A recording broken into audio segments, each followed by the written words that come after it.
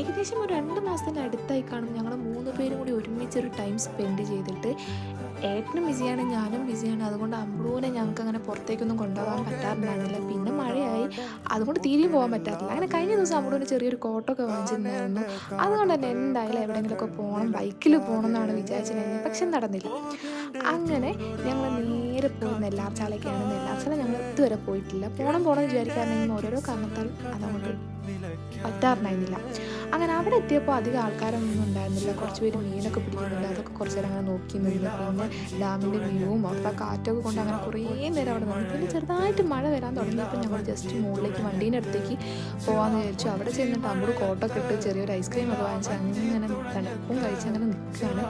പിന്നെ നല്ല മഴ വരുന്നത് കണ്ടപ്പോൾ ഞങ്ങൾ വേഗം വീട്ടിലേക്ക് പോകാമെന്ന് വിചാരിച്ചു. അങ്ങനെ പോകുന്ന വഴിക്ക് 2 സൈഡിലും വണ്ടീൻ്റെ അപ്പുറത്തും ഇപ്പുറത്തുമായിട്ട് കന്നുകാലികളുണ്ടായിരുന്നു. അമ്മൂട് അതിനെ ജസ്റ്റ് തൊടാനൊക്കെ നോക്കുന്നതായിരുന്നു. പക്ഷേ ആൾക്ക് പേടിയാണ്.